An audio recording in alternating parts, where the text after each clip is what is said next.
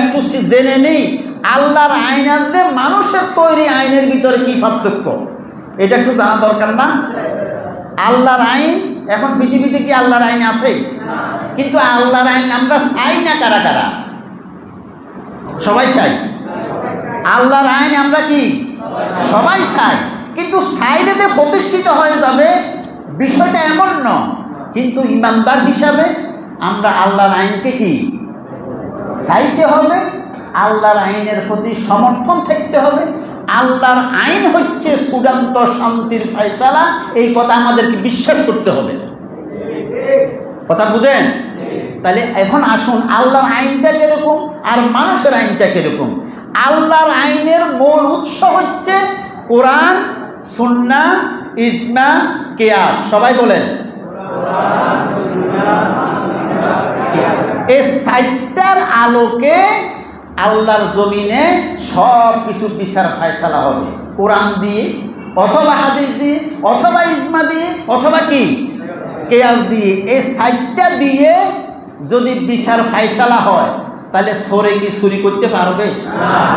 চোর চুরি করলে তার বিধান কি হবে? আস-সারিকু ওয়াস-সারিকাতু ফাকতাউ আইদিয়াহুমা। আল্লাহ রাব্বুল আলামিন বলেন, চোর আর চোর, পুরুষ হোক আর নারী হোক, তাদের উভয়ের হাত কেটে দাও।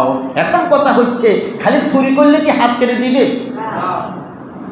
আল্লাহর আইন হাত কেটে দেওয়ার আগে সে চুরি কেন করলো তার অভাব, কিন্তু তখন ক্ষমতাসীন যারা আসবে তারা তাদের অভাব কি করবে? তাদের শিক্ষা, চিকিৎসা, বাসস্থান, এগুলি তাদের মৌলিক দাবি কি করবে? পূরণ করে দেবে। পূরণ করার পরে যদি স্বভাবগত কারণে সে চুরি করে, তার নারী হোক আর পুরুষ হোক, তাহলে তার কি করতে হবে? এই হাত কাটা যদি একটা ঘটনা যদি ঘটে, তাহলে কোনো বেড়া দ্বিতীয়বার চুরি করার সেই সাহস কি তার অন্তরে তৈরি হবে? আল্লাহর আইন যদি প্রতিষ্ঠিত হয়, ব্যভিচার কি থাকবে বলেন? জেনা ব্যভিচার আছে না নাই? শুধু জেনা ব্যভিচার নাই না, আল্লাহ রাব্বুল আলামিন বলেন, আয-যানি ওয়াজ-যানিয়াতু ফাজলিদু কুল্লা ওয়াহিদিন মিয়াতু জালদা।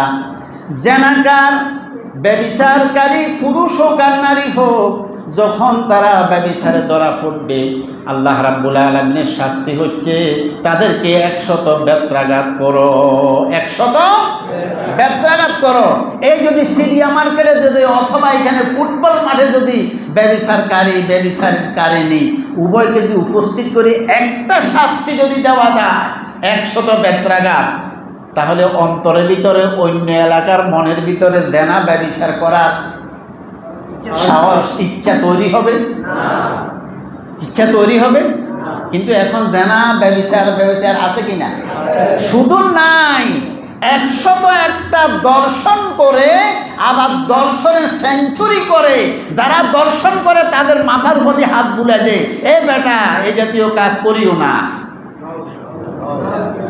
নাউজুবিল্লাহ মাত্র কয়েকজনে বললেন, দেশের খবর টবর রাখেন না।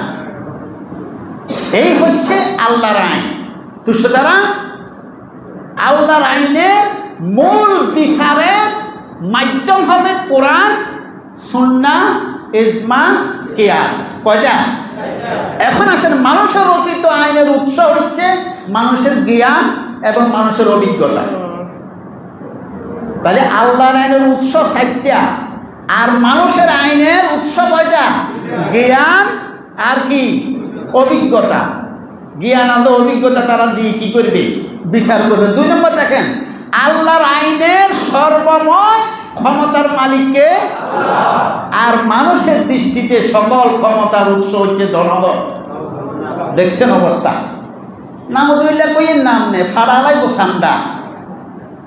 জনগণ যদি না বলেন, মসজিদে তো নাউজুবিল্লাহ, বাইরে বলি চাইয়ে, তাহলে সকল ক্ষমতার উৎসকে জনগণ। এটা হচ্ছে মানুষের তৈরি আইনের চিন্তা। আর আল্লাহর দৃষ্টিতে ইন্নাল কুওয়াতা লিল্লাহি জামিয়া, সমস্ত ক্ষমতার উৎসকে তাহলে আল্লাহর আইনে মানুষের আইনের ভিতরে পার্থক্য আছে না? 3 নম্বর দেখেন, আল্লাহর আইনের উদ্দেশ্য হচ্ছে সমাজে সৎকর্মশীল পুণ্যবান লোক সৃষ্টি করা, অবিচার কুকর্ম সমাজ থেকে মিটিয়ে দেওয়া, এমনকি আল্লাহর বিধান পরিপূর্ণভাবে দুনিয়া কায়েম করে জুলুম নির্যাতন উৎখাত করে আদল এবং ইনসাফ জমিনে প্রতিষ্ঠিত করা। সুবহানাল্লাহ। এইটা হচ্ছে 3 নম্বর আইন, আল্লাহর আইনের উদ্দেশ্য। এখন দেখেন মানব রচিত মানুষের আইনের উদ্দেশ্য কি? তাদের উদ্দেশ্য হচ্ছে ক্ষমতাকে কণ্ঠকাঠিন্য মুক্ত করা, ক্ষমতা কোন পথ দিয়ে চলে যাবে আগে ছিদ্র এটা বন্ধ করা। এটা হচ্ছে মানুষের কি আইনের।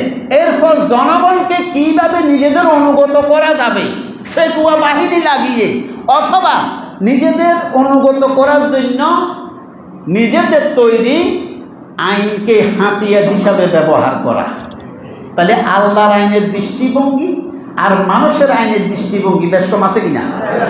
৪ নম্বরে দেখেন, আল্লাহর আইন হচ্ছে আল্লাহ কর্তৃক যত নিষিদ্ধ কাজ আছে, মদ হারাম না হালাল? কে হারাম করেছে?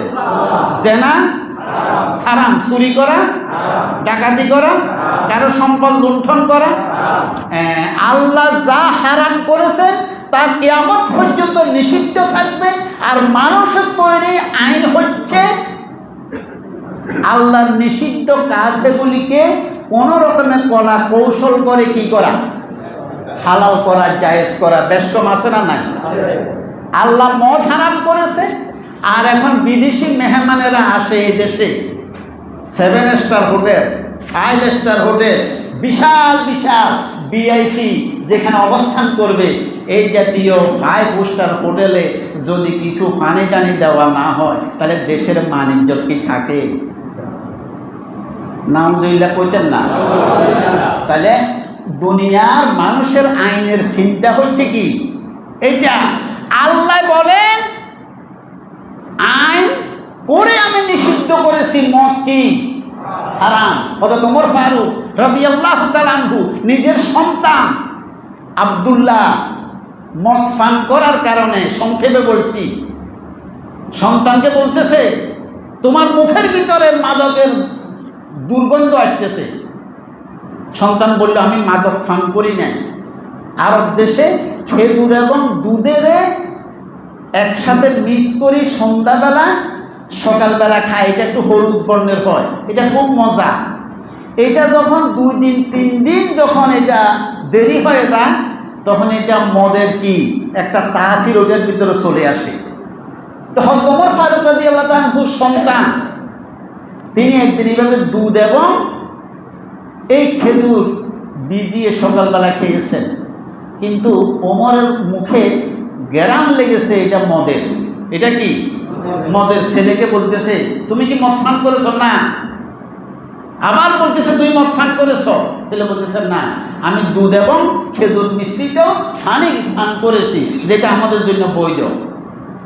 ওমর ফারুক রাদিয়াল্লাহু তাআলা নাসর বন্দা, জোহরের নামাজের পরে মসজিদে এলান করে দিয়েছে আজকে এক মাদকাসক্তের বিচার হবে, আপনারা সবাই বসবেন। সবাই কানাঘুষা করতেছে যে মনে ধমকি দিচ্ছে, বিচার করবে না। আর কেউ কেউ বলতেছে না, ওমর কিন্তু নাসর বান্দা, ধরলে কিন্তু আর ছাড়বে না। ঠিক নামাজ শেষে সবাই মসজিদ ভর্তি, বিচার করবে ওমর। কার বিচার? ছেলে কি অপরাধে? মাদক দ্রব্য মদ পান করেছে, এই অপরাধে। ঠিক নামাজের পরে হাতে বেত নিয়েছে, তুমি মাদক দ্রব্য সেবন করেছ, তুমি মদ পান করেছ। সন্তান কিছুতে বুঝতে থাকছে পারে না আব্বাকে। শেষ পর্যন্ত পঞ্চায়েত যখন শেষ করেছে, তখন স্ত্রী দৌড়ায় এসে গেছে, আমার সন্তানকে ক্ষমা করে দাও, আমার সন্তানকে ক্ষমা করে দাও। ওমর রাদিয়াল্লাহু তাআলা না,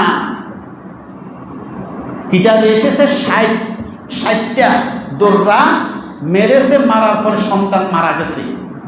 2 রকমের রেওয়ায়েত।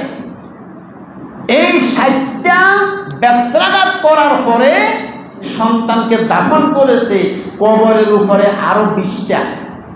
কয়টা? শরিয়াতের 20 কত? 80।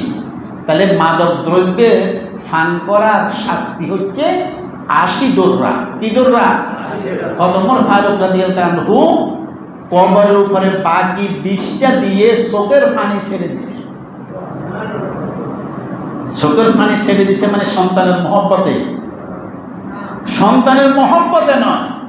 হযরত ওমর ফারুক রাদিয়াল্লাহু তাআলা আনহু আল্লাহকে সাক্ষী রেখে বললেন, আল্লাহ তুমি মাদক দ্রব্য সেবন করার কারণে 80 বেত্রাঘাত দেওয়ার ঘোষণা দিয়েছো কোরআনে। কিয়ামতের ময়দানে আমি ওমর নিজের সন্তানের ব্যাপারে আমি ফাইরটি দিই নাই। আল্লাহ তোমার বিধান আমি যথাযথভাবে বাস্তবায়ন করেছি। তোমার হুকুম আমি যথাযথভাবে বাস্তবায়ন করেছি। আমার স্ত্রী, আমার সন্তানের প্রতি মহব্বত, ভালোবাসা, তোমার হক, তোমার শাস্তি প্রয়োগ করার ব্যাপারে আমাকে কি করতে পারে না, বিরত রাখতে। আমি 16 আনায় তোমার হক কি করেছি। তাহলে আল্লাহর আইন, এই জাতীয় বিধান যদি প্রয়োগ করা হয় তাহলে আল্লাহ পাক বন্যা থেকে এরপরে 1000 কোটি টাকা নষ্ট হওয়া থেকে আল্লাহ পাক দেশকে কি করতে পারেন, হেফাজত করতে পারেন। কিন্তু না, সামান্য বিদেশিদের মন রক্ষা করার জন্য সংসদে অনেক সময় মাদক দ্রব্য জায়েজের ব্যাপারেও কেউ কেউ কথা বলে। এই হচ্ছে মানুষের তৈরি আইন। এ হচ্ছে কি? আল্লাহ রাব্বুল আলামিন বলেন, ইয়াসআলুনাকা আনিল খামরি ওয়াল মাইসির কুল ফীহিমা ইসমুন কাবীর। হাবিব, আপনাকে মাদক দ্রব্য সেবন করার ব্যাপারে যদি কেউ আপনাকে প্রশ্ন করে, আপনি বলে দিন কুল ফীহিমা ইসমুন কাবীর। এটা হচ্ছে আল্লাহর রূপ, আল্লাহর ক্রোধ, আল্লাহকে রাগান্বিত করার এক বিশাল কি ফাঁক, এক বিশাল কি ফাঁক। সে মদ এবং জুয়া আছে না নাই? তাহলে আল্লাহর আইন কি আছে? সুতরাং 5 নম্বরে দেখেন, আল্লাহর আইনের শাস্তি হচ্ছে হদ, কেসাস, দিয়া ইত্যাদির ব্যবস্থা থাকে। আর মানুষের তৈরি ফাঁক দিয়ে অপরাধীকে কি করে দেয়, বাঁচাইয়া দেয়, এমনকি অপরাধীকে আরো অপরাধ করতে উৎসাহিত করে। এ বেটা, হ্যালো, তুমি কে? আমি পাহাড়তলী থানার কি ওসি সাহেব। আমি কে ফোন করছি জানো? তুমি যারে ধরছ সে কে? এটা আমার দলের বল্টু মিয়া। 24 ঘন্টার ভিতরে তুমি তারা ছাড়িয়ে দাও। তাহলে এই হচ্ছে মানুষের আইন। আর ওইটাও কি আল্লাহর আইন। বেশ কম আছে না নাই? এরপরে আসুন 6 নম্বরে, আল্লাহর আইনে সর্বাধিক ফলপ্রসূ। আল্লাহর আইনে হিন্দু, বুদ্ধ, খ্রিস্টান যত ধর্মাবলম্বী আছে সবাই সমান সুযোগ সুবিধা লাভ করবে, সবাই নিরাপদে থাকবে এবং আল্লাহর আইন ফলপ্রসূ হতে বাধ্য। কিন্তু কিয়ামত পর্যন্ত মানুষের আইন কোনো ফলাফল বয়ে আনবে না। এই আল্লাহর আইন এবং মানুষের তৈরি আইনের হুবহু ব্যাখ্যা কে বুঝেছিলেন? হযরত ইমাম হুসাইন রাদিয়াল্লাহু তাআলা আনহু। এই জন্য তিনি মনে করেছেন কিয়ামত পর্যন্ত আল্লাহর আইন জমিনে একমাত্র চিরস্থায়ী। আল্লাহর আইনে মানুষকে কি দিতে পারে? কল্যাণ দিতে পারে। এই কথা আমি বুকের তাজা রক্ত দিয়ে আমি দুনিয়াবাসীকে জানিয়ে দিব। এই জন্য তিনি এজিদকে খলিফা হিসেবে কি করেন না? সম্মানিত উপস্থিতি, তাই আসুন, সকল আইনের উৎস হচ্ছে আল্লাহর কিতাব কোরআন। এই কথা বিশ্বাস আছে তো আমার ভাইয়েরা? এই জন্য আল্লাহ রাব্বুল আলামিন বলেন, ওয়ামান আদাল্লু মিম্মান ইত্তাবা হাওয়াহু বিগাইরি হুদাম মিনাল্লাহ ইন্নাল্লাহা লা ইয়াহদিল কওমাল যালিমিন। আল্লাহর দেওয়া বিধান, আল্লাহর দেওয়া আইন যে ব্যক্তি মন গড়া ইচ্ছা মতো কি করে, পরিত্যাগ করে, আল্লাহ রাব্বুল আলামিন বলেন, আল্লাহর আকাশের নিচে জমিনের উপরে তার চাইতে এই ভয়ঙ্কর জালেম আর দুনিয়াতে কেউ নাই। যারা আল্লাহর আইনকে মানে না বরং কি করে? বিরোধিতা করে। আপনারা কি বিরোধিতা করেন আল্লাহর আইনের? আল্লাহর আইনের প্রতি সমর্থন আছে তো? আল্লাহর আইন আপনি আর আমি পারবো না প্রতিষ্ঠিত করতে। যারা রাষ্ট্র ক্ষমতায় যায় তাদের দায়িত্ব, তবে আল্লাহর আইনে চূড়ান্ত শান্তি, আল্লাহর আইনে পৃথিবী একমাত্র ইনসাফপূর্ণ হবে, আল্লাহর আইনে একমাত্র পৃথিবীতে অরাজকতা, দুর্নীতি, গড়, জুয়া, জেনা, ব্যভিচার এগুলি চলে যায়। সুতরাং সে আইন, আল্লাহর আইনের প্রতি তো সমর্থন ইমানের দাবি, ঠিক কিনা বলেন? ইমানের কি দাবি? সুতরাং সে আল্লাহ বলেন, এই আইনের প্রতি যারা বিরোধিতা করে, যারা কথায় এবং কাজে আইনকে সম্মান করে না, পরোক্ষভাবে আইনের কি করে? বিরোধিতা করে, আল্লাহর আকাশের নিচে জমিনের উপর তার সে এত বড় জালেম আর দুনিয়াতে কেউ নাই। তাহলে আল্লাহর আইনের বিরোধিতা সামনাসামনি না করলেও পিছনে তো করা যাইব। কথা বলেন, সুযোগ আছে না করার? করলে কি হবে? কি হবে? আল্লাহর দৃষ্টিতে বড় জালেম। আল্লাহর দৃষ্টিতে কি? জালেম। মদ বন্ধ হোক আপনি চান না, জেনা বন্ধ হোক আপনি চান না, দুর্নীতি বন্ধ হোক আপনি চান না, পর্দা প্রতিষ্ঠিত হোক আপনি চান তো, এসিড নিক্ষেপ করা এটা বন্ধ হোক আপনি চান না। তো এগুলি মানুষের তৈরি আইন দিয়ে এগুলি বন্ধ হবে না। কার আইন লাগবে? সে আইনের কিতাবের নাম কি? সে আইনের কিতাবের নাম কি? সম্মানিত উপস্থিতি, আমি খোলাখুলি আপনাদের সাথে কথা বলি আল্লাহর ওয়াস্তে। কাউকে কষ্ট দেওয়া, কারো মনে আঘাত দেওয়া আমার উদ্দেশ্য না। আপনি চিন্তা করে দেখেন, এই চট্টগ্রাম টাউনে ডায়াগনস্টিক সেন্টার আছে তো? এখানে কি চলে? ডায়াগনস্টিক সেন্টারে কি চলে? আপনারা কেন যান? বলেন। পরীক্ষা নিরীক্ষার জন্য। কিন্তু স্যাফরনে ডিজিটাল মেশিন আছে, মানুষের দৌড় স্যাফরনে আছে না? CSCR এ ডিজিটাল মেশিন আছে, সঠিক রোগ নিরূপণ হবে, সেখানে মানুষ দৌড়ায় তো। হ্যাঁ, বেলভিউতে।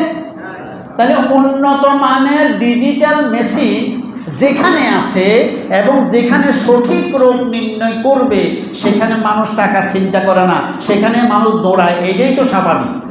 কথা বলেন, মানুষ কোরআন এবং হাদিসের সঠিক কথা শুনতে চায়, মানুষ ইসলামের সঠিক কথাগুলি কি জানতে চায়, মানুষ কোরআন এবং হাদিসের সঠিক কথাগুলো কি জানতে চায়।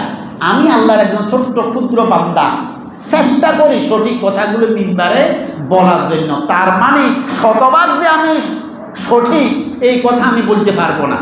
তবে আমার দুঃখ লাগে, কোনো কথা যখন মিম্বারে বলি, কিছু ভাই পিছনে আবার সমালোচনা করেন।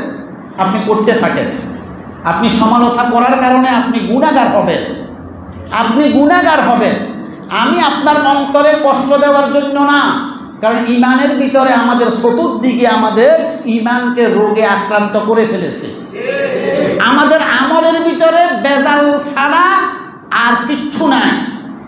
আমলকে এখন ফরমালিন দড়িয়ে ফেলেছে, ধরছে কিনা বলেন? এমনকি ইমানকে গীবতে দড়িয়ে ফেলেছে, ইমানকে সকল করে দড়িয়ে ফেলেছে, ইমানকে মুনাফেকে দড়িয়ে ফেলেছে।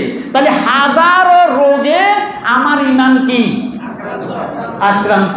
সুতরাং এই রোগ, সঠিক রোগ নির্ণয় করার জন্য আপনি যেরকম উন্নত মানের ডায়াগনস্টিক সেন্টারে যান কিনা বলেন? এই জন্য সঠিক কথাগুলি বলার চেষ্টা করি। আপনি যদি মনে করেন আপনার উদ্দেশ্যে বলছি, আপনার দলের বিরুদ্ধে বলছি, তাহলে দুঃখিত। আমি দুঃখিত, আপনার মনে কষ্ট দেওয়ার জন্য আমার উদ্দেশ্য না। তাহলে আমরা সবাই বলি শান্তি, জুলুম নির্যাতন দূরীভূত হওয়া, আদল ইনসাফ প্রতিষ্ঠিত হওয়া, সমস্ত অন্যায়কে পৃথিবী থেকে নির্মূল করার জন্য যে আল্লাহ পাক চিরশাশ্বত একটা কিতাবের গ্রন্থ দিয়েছেন, সেই কিতাবের নাম কি? সেই কিতাব আজও আছে তো? কিন্তু আমরা সেই কিতাবের আইনকে দুই ভাগে ভাগ করে ফেলেছি। সবাই কিন্তু মুসলমান, সবাই টুপিওয়ালা, সবাই দাড়িওয়ালা, সবাই হজ করেছি, সবাই যাকাত দিই, সবাই উমরা করি, কিন্তু এই সবারই ভিতরে আমরা দুই শ্রেণীতে এখন বিভক্ত হয়ে গেছি, ঠিক কিনা? এক শ্রেণী মনে করি নামাজ, রোজা, হজ, যাকাত, তাসবিহ, তাহলিল, ইবাদত, বন্দেগী, দান, সদকা, মা বাবার খেদমত, এগুলি সব আল্লাহর কথা মতো চলবে। আল্লাহর কি কথা মতো চলবে, কিন্তু রাজনীতি আমার ইচ্ছা মতো করব, সমাজনীতি আমার ইচ্ছা মতো করব, ব্যবসা বাণিজ্য আমার ইচ্ছা মতো করব, টাকা পয়সা ইনকাম করব আমার ইচ্ছা মতো, কাউকে ঠকাবো, অপরাধ অন্যায় করব, সেখানে আল্লাহর হাত নাই। আপনি বলেন তো এটা কি পরিপূর্ণ মুসলমান না মুনাফিক? এবার বলেন, আফাতুমিনুনা বিবাদিল কিতাবে ওয়া তাকফুরুনা বিবাদ। আল্লাহ প্রশ্ন করে, তুমি তো ঈমানদার, ও ঈমানদার, তুমি কি কোরআনের কিছু অংশ মানো নাকি আর কিছু অংশকে অস্বীকার করো? আমরা কিছু অংশ মানি আর কিছু অংশ অস্বীকার করি। এই মতের পক্ষে কারা কারা আছেন? পরিপূর্ণ মানেন না? মাশাআল্লাহ। আল্লাহ বলেন, তোমরা কোরআনের কিছু কিছু মানো, যেটা তোমার কাছে তোমার সাথে মিলে সেটা মানবা। তোমার স্বার্থের পরিপন্থী যদি হয়, তোমার যদি ব্যক্তিগত পরিপন্থী হয়, তোমার যদি দলের স্বার্থের বিপরীতে হয়, তাহলে সেই কথা তুমি মানবে না। এরকম নাকি ব্যাপার? আল্লাহ বলেন, যারা কোরআনকে সুবিধা মতো কিছু অংশ মানে আর কিছু অংশকে পরিত্যাগ করে, ওয়া মাইয়া ফাআল যালিকা ফাউলাইকা, আল্লাহ রাব্বুল আলামিন বলেন, এই দুই নীতি যারা অবলম্বন করে, কোরআনের কিছু অংশ মানে আর কিছু অংশকে তারা পরিত্যাগ করে, এই সমস্ত লোকদের জন্য দুনিয়াতে লাঞ্ছনা আর পরকালে তাদের জন্য রয়েছে ভয়াবহ আযাব। দুনিয়াতে লাঞ্ছনা আর পরকালে কি? ভয়াবহ আযাব। কিন্তু সেই নিয়ম চলতেছে কিনা বলেন? আচ্ছা, আমি আপনাদেরকে বলি, স্কুল কলেজ মাদ্রাসাতে আপনি ভর্তি হবেন কি হবেন না সেটা আপনার ব্যাপার, সেটা কি?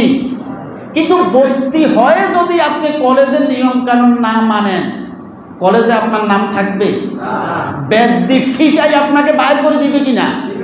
মুসলমান আপনি হবেন কি হবেন না, ইমানদার আপনি হবেন কি হবেন না, সেটা আপনার ব্যাপার। কিন্তু যখন একবার আপনি পড়েছেন লা ইলাহা ইল্লাল্লাহু মুহাম্মাদুর রাসূলুল্লাহ, আল্লাহ রাব্বুল আলামিন বলেন, এই কলমা পড়ার সাথে সাথে তোমার জন্ম থেকে মৃত্যু পর্যন্ত তোমার ব্যবসা বাণিজ্য, তোমার রাজনীতি, তোমার লেনদেন, তোমার আচার বিচার, তোমার সুদ, ঘুষ, জেনা, ব্যভিচার, সব কিছুর ব্যাপারে 16 আনা মানতে হবে আল্লাহ প্রদত্ত কোরআনকে। এই ক্ষেত্রে তোমার কিছু মানা, কিছু অস্বীকার করার কোনো সুযোগ কি আছে? এই জন্য আল্লাহ রাব্বুল আলামিন বলেন, উদখুলু ফিস-সিলমি কাফা, তোমরা পরিপূর্ণ হয়ে ইসলামের ভিতরে প্রবেশ করো।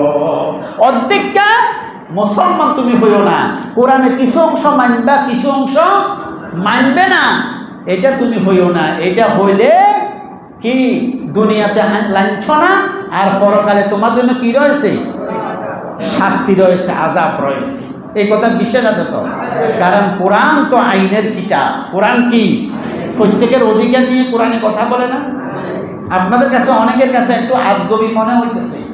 আল্লাহর আইন কি সম্ভব পৃথিবীতে বাস্তবায়ন হওয়া সম্ভব নয়? ইচ্ছা করলে কি সম্ভব?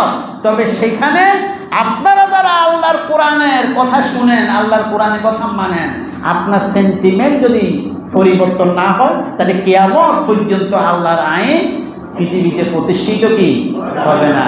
আপনার মনে যদি জাগে, আহারে পৃথিবীতে যেভাবে অনাচার, দুরাচার, স্বৈরাচারী মনোভাব নিয়ে রাষ্ট্রপ্রধানেরা জুলুম নির্যাতন করে বেড়াচ্ছে, আল্লাহর কোরআন যদি থাকতো, আল্লাহর কোরআন হুকুম যদি থাকতো, কেউ তো এইভাবে জুলুম নির্যাতন করতে পারতো না। পৃথিবীতে জুলুম নির্যাতন নাই? আছে, আছে। বাংলাদেশে তো মোটেও নাই। পাকিস্তানে সামান্য কিছু আছে, হ্যাঁ, আর অন্যান্য দেশে মোটেও নাই। আছে, আছে। আল্লাহু আকবার। হযরত ইমাম হুসাইন রাদিয়াল্লাহু তাআলা আনহু ফতোয়া দিয়ে গেছেন, এইভাবে আমি রাসূলের নাতি, আমি এইভাবে আল্লাহর আইনের বিপক্ষে এজিদকে খলিফা হিসাবে মেনে নিতে পারি না। এই অপরাধ এখানে। ইমাম হোসাইনের অপরাধ কি? এই জায়গায় এজিদ চাইছিল কলে কৌশলে তারে যদি খলিফা হিসাবে আমার মেনে নিতে পারি। কথা বুঝেন না? ইমাম হোসাইন মনে করছে একে তো নাচন্যা বুড়ি, আরো যদি খায় ডোলের বাড়ি, কি অবশ্যই চাই কন। বুড়ি একটা নাচে, বুড়ি একটা কি এর নাচনের তালে তালে যদি ডোলের বাড়ি খায় কিরকম হইব? বুড়ির কি আর ধরা যাইব? ওরে বাবুরে। ইমাম হোসাইন রাদিয়াল্লাহু তাআলা আনহু লম্পট, লুচ্চা, দুর্নীতিবাজ এজিদের চরিত্র সম্পর্কে জানে। ইতিরে যদি আবার খলিফা বসায় দিই, খলিফা হিসাবে যদি স্বীকৃতি দিই, তাইতে ইতি দেশে থাকতো না। এই কথা ইমাম হোসাইন রাদিয়াল্লাহু তাআলা কি পুরোপুরি জানেন। এই জন্য কি ইমাম হোসাইন শাহাদাত বরণ করে বুকের তাজা রক্ত ঢেলে জমিনকে সিক্ত করেছেন, কিন্তু অন্যায়ের কাছে মাথা নত। আমার ভাইয়েরা, আল্লাহ রাব্বুল আলামিন এমন এক আইন সম্বলিত কোরআন আমাদের জন্য নাযিল করেছেন। আল্লাহ বলেন, ফাইম্মা ইয়াতিয়ান্নাকুম মিন্নি হুদান ফামান তাবিআ হুদায়া ফালা খাউফুন আলাইহিম ওয়ালা হুম ইয়াহজানুন। আল্লাহু আকবার বলেন না?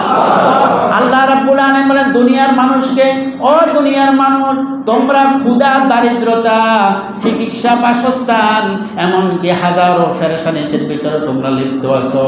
আমি তোমাদের কাছে এমন একটা কিতাব, এমন একটা আইনের কিতাব তোমাদেরকে দিয়েছি। ফামান তাবিআ হুদায়া, যে ব্যক্তি আমার আইনের কিতাবকে অনুসরণ করে, ফালা খাউফুন আলাইহিম ওয়ালা হুম ইয়াহজানুন, তার কোনো ভয় নাই, তার কোনো চিন্তাও নাই। সুবহানাল্লাহ। সেই কিতাব আছে তো? সেই কিতাব আছে তো? কিন্তু আমাদের দেশে কিতাব এটা পড়া হয় না, যে মহব্বত করে না, যে এই কথা আমি বলবো না। রমজান মাসে আসলে যে খতমের হিডি, পুত্রবধূ 17 খতম, নাতিনে 3 খতম, আমি শুনতে শুনতে খতম, আছে না নাই? কিন্তু যে হাফেজ সাহেবের পিছনে ঘন্টার পর ঘন্টা দাঁড়িয়ে কোরআন শোনে, মাশাআল্লাহ, আব্দুর রহমান সুদাইসের মতো মনে হয়, মাশাআল্লাহ। তারপরে কি হাফেজ তরিকুল ইসলামের মতো মনে হয়, মাশাআল্লাহ। এটা নাজমুস সাকিবের মতো মনে হয়, ফরা একদম জাকারিয়ার মতো মনে হয়, আব্দুল্লাহ মামুনের মতো মনে হয়। এই জাতীয় উদাহরণ দেখি না? কিন্তু সেই কোরআন থেকে যখন জুমা বা মিম্বারে কথা বলা হয়, আহা, এই হুজুর তো রাজনীতি শুরু করে দিছে। এখানে অবশ্য বলতেন না আপনারা, এখানে সব মানুষগুলি ভালা। আচ্ছা বলুন তো, রাজনীতির কথা কোরআনে নাই? আছে, আছে। অর্থনীতির কথা কোরআনে নাই? যারা বলতেছে হুজুরের রাজনীতি করতেছে, এই হুজুর যদি রাজনীতি যদি কোরআনে না থাকতো, তাহলে উনারাই আবার বিরোধিতা করতো, কোরআন এটা মানা যাইতো না। কারণ কোরআনের ভিতরে সব কিছু আল্লাহ দিল, কিন্তু রাজনীতির জন্য কোনো ফর্মুলা দিল না। এই কোরআন অপূর্ণাঙ্গ, এই কোরআন মানা যাবে না, কথা এটা বলতো না? কথা বলেন না? এই জন্য আল্লাহ রাব্বুল আলামিন দুনিয়ার মানুষের হৃদয়ে কি ধরনের প্রশ্ন তৈরি হবে, আল্লাহ রাব্বুল আলামিন কোরআন নাযিল করার আগে চিন্তা করেছেন। সুবহানাল্লাহ। আল্লাহ রাব্বুল আলামিন বলেন, ওয়া নাযালনা আলাইকাল কিতাবা তিবয়ানান লিকুল্লি শাই। আল্লাহু আকবার। ও হাবিব, আমি আপনার উপরে এমন এক কিতাব নাযিল করেছি, যেই কিতাব জন্ম থেকে মৃত্যু পর্যন্ত মানুষের সামাজিক জীবন, মানুষের রাষ্ট্রীয় জীবন, মানুষের সব মানুষের কি লেনদেন, ব্যবসা বাণিজ্য সহ জীবনের এমন কোনো দিক নাই যে দিক সম্পর্কে আমি কোরআনের ভিতরে পুঙ্খানুপুঙ্খ উল্লেখ করি না। সব কিছু আল্লাহ কোরআনের ভিতরে কি মা ফাররাতনা ফিল কিতাবে মিন শাই।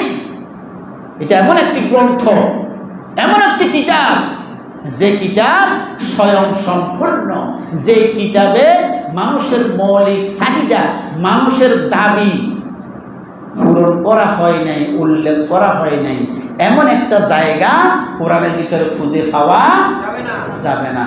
সে কোরআন আজও আছে তো? আছে তো, বলেন কিনা? কিন্তু সেই কোরআন থেকে লাভ নিতে আমরা চাই না। আমরা তো লাভ চাই না যে পৃথিবীতে এরকম কোনো মানুষ আছে কিনা, বলেন তো? লাভ যে চায় না এখানে কেউ আছে?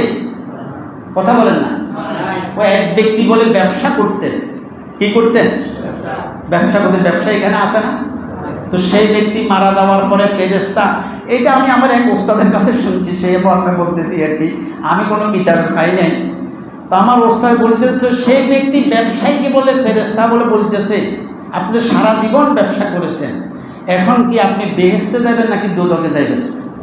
তো ব্যবসায়ী বলতেছে ফেরেশতারে বলে, ভাই দোজখ আছে বেহেশত বুঝি না, কোনখানে গেলে আমার 2 টাকা লাভ হইব আমার সেখানে কর।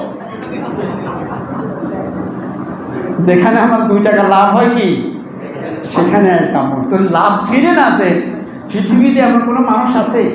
কিন্তু হতভাগ্য মুসলমান, আমরা লাভ চিনি না। আমরা কি চিনি না? কোরআন আমাদের সাথেই আছে, কিন্তু সেই কোরআনকে আমরা ভাগ করে ফেলেছি, যার যার স্বার্থে মোতাবেক আমরা কি করে ফেলেছি। ঘুমাই গেছেন আপনারা? আছেন? আছেন? আছে আছে আপনাদের মনোযোগ আছে তো? আছে তো মনোযোগ? একটু আমরা জেহেনকে একটু সাফ করি, একটু আমরা নিজের চিন্তাধারাকে একটু পরিবর্তন করি। কারণ চিন্তাধারাকে পরিবর্তন আর কতদিন আমরা ঘুমের ভিতর থাকবো? আমরা তো সচেতন হওয়া দরকার, সচেতন হওয়া দরকার। কথায় কথা আসে, আপনাদের কাছে বিরক্ত লাগে? বিরক্ত লাগে? এক বেচারা বিয়ে করেছে সুন্দরী বউ, 6 মাস পর্যন্ত বেগম সাহেবের নাগাল পায় না। বেগম সাহেব হাতটাই দেয় না। দেখেন মৌরানা দিয়া, গয়না দিয়া, টাকা দিয়া, পয়সা দিয়া বেচারা বিয়ে শাদী করলো। এখন বেগম সাহেব কি আর কাছে আসে না, ধরা দেয় না। এইভাবে 1 দিন 2 দিন না 6 মাস অতিক্রম করার পরে হঠাৎ একদিন বলে ঘরে চোর ঢুকেছে। কি ঢুকেছে?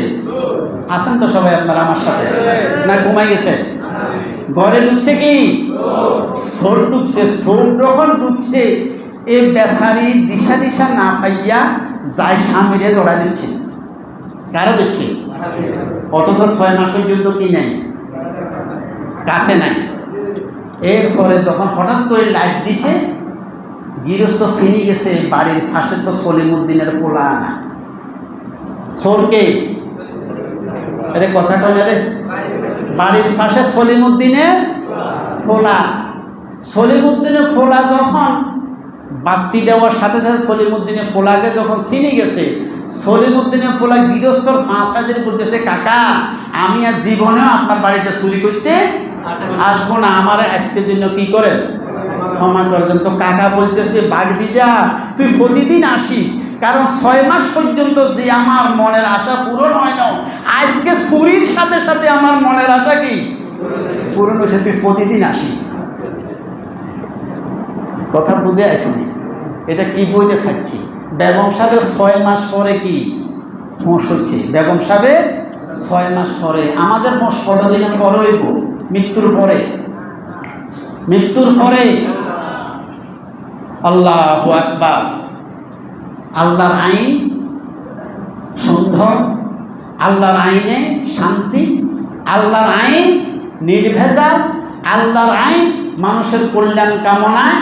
এই কথাগুলি মুমিন হিসাবে বিশ্বাস করে আল্লাহর আইনের পক্ষে থাকতে হইব যতক্ষণ পর্যন্ত মালাকুল মউত আপনার কাজে না আসতেছে। কথা কি বুঝতে পারলাম? কথা কি বুঝতে পারলাম? যেহেতু আমরা মুসলমান, যেহেতু আমরা কি মুসলমান, আল্লাহর কোরআন এমন একটি নির্ভেজাল পূর্ণ কোরআন, যে কোরআনে দুনিয়াও শান্তি, আখিরাতও কি শান্তি। আল্লাহ এই কথাগুলো আমাদের সকলকে বুঝার তৌফিক দিন। দেশের রাষ্ট্রপ্রধান যারা ক্ষমতায় আছে, তাদের হৃদয়ে যদি সামান্যটুকু যদি কোরআনের মহব্বত থাকতো, তাহলে বাংলাদেশের বর্তমান যে চিত্র, এই চিত্র কি হতো? কথা বলেন আমার ভাইয়েরা। আল্লাহ রাব্বুল আলামিন আরো বলেন, ওয়াকালা আইযান কিতাবুন আনজালনা ইলাইকা লিতুখরিজান নাসা মিনাজ যুলুমাতি ইলান নূর। ও দুনিয়ার মানুষ, ও আমার বান্দারা, চিন্তা করো, মাথায় বুদ্ধি খাটাও। তোমার কাছে এমন এক সম্পদ, এমন এক আইনের কিতাব আমি আল্লাহ রাব্বুল আলামিন নাযিল করেছি, কোরআনের সংস্পর্শে আসলে পরে তুমি অন্ধকার থেকে আলোর পথ পেয়ে যাবে। অন্ধকার থেকে আলোর পথ দেখায় কে? আল্লাহর কোরআন, আল্লাহর আইনের কিতাব। এমন এক গ্রন্থ, যে গ্রন্থের কারণে জাহান্নাম থেকে মানুষকে জান্নাতের পথ দেখায়।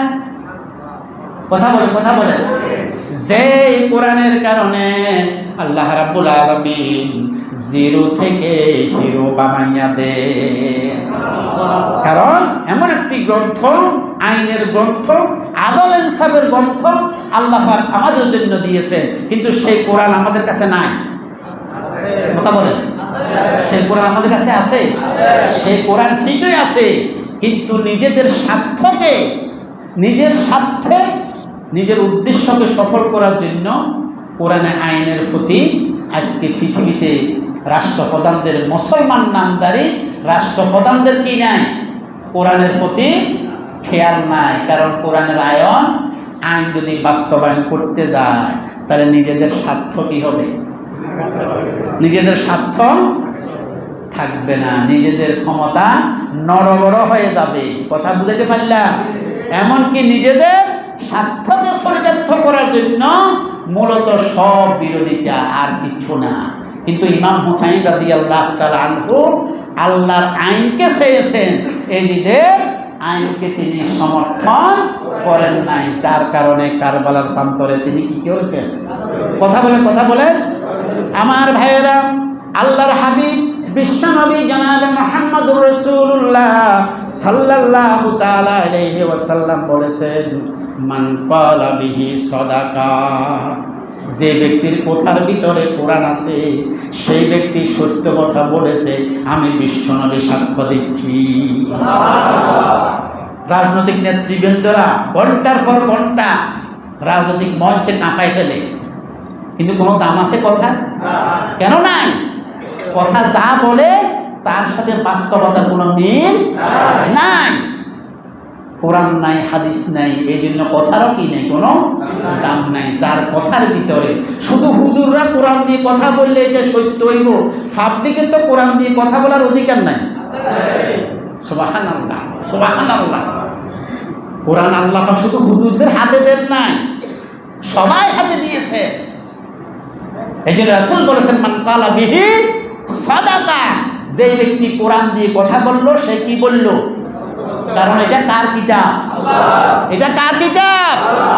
যে আল্লাহ, ওমান আসদাকু মিনাল্লাহি কিলা, আল্লাহর চাইতে আসমান এবং জমিনের মধ্যখানে সত্যবাদী পৃথিবীতে আর কেউ নাই। ইন্না ওয়াদাল্লাহি হাক্কুন, আল্লাহ যেটা ওয়াদা করে সে ওয়াদা আল্লাহ কি করে? পূরণ করে। রাজনৈতিক নেতৃবৃন্দরা ওয়াদা দিলে ওয়াদা পূরণ করে তো?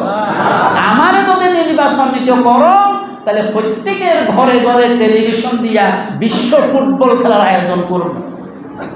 ওয়াদা হচ্ছে এগুলি, ওয়াদা হচ্ছে কি এগুলি। কথায় আছে কাদের কোনো কি নাই, মিল নাই। এই জন্য পাবলিক আর এদেরকে কি করে না, বিশ্বাস করে নাই। রাসূল বলেছেন, কোরআন যার কথার ভিতরে আছে সে যেই হোক, আমি রাসূল ঘোষণা দিচ্ছি সে সত্য বলেছে। ওয়ামান হাকামা বিহি আদালা, কোরআন দিয়ে যারা বিচার ফয়সালা করে আমার রাসূল বলেন সে সত্য বিচার করেছে। সুবহানাল্লাহ। বছরের পর বছর এখন মামলা ঝুলে থাকে কিনা বলে? থাকে কিনা? সাক্ষী পর্যন্ত গুম হয়ে যায়, আছে না? শুধুমাত্র রাজনৈতিক মতাদর্শের ভিন্নতার কারণে এখন কি ন্যায় বিচার চলে গেছে, সাক্ষীর কথা শোনা হয় না। বছরের পর বছর মামলা ঝুলন্ত অবস্থা আছে না? কেন? সব রাজনৈতিক উদ্দেশ্যে। এই জন্য আল্লাহ রাসূল বলেছেন, ওয়ামান হাকামা বিহি আদালা, এই কোরআন দিয়ে যারা বিচার ফয়সালা করবে তারা সত্য বিচার করবে। কোরআন নাই, মানবতা ভুলণ্ঠিত, মানুষের অধিকার বঞ্চিত, ঠিক কিনা বলেন? এরপরে ওয়ামান আমালা বিহি উজরা, যেই ব্যক্তি কোরআনের ভিতরে বর্ণিত হারাম হালাল আমল করবে, আল্লাহ রাব্বুল আলামিন হাবিব বলেন তার প্রত্যেকটি কর্মের জন্য সে পূর্ণাঙ্গ আল্লাহর কাছে পুরস্কার পাবে। কোরআন এবং হাদিস অনুযায়ী আমল করতে হবে। কথা বুঝাতে পারলাম? বুঝতে পারলাম? কোরআন এবং হাদিসের বাহিরে কথার ভিতরে আমল করতে পারবেন, কিন্তু আল্লাহর কাছে পুরাপুরি পুরস্কারের আশা করা যায় না। এরপরে ওয়ামান দাআ ইলাইহি হুদিয়া ইলা সিরাতিল মুস্তাকিম, যে ব্যক্তি কোরআনের পথে মানুষকে ডাকে, আল্লাহু আকবার বলেন না?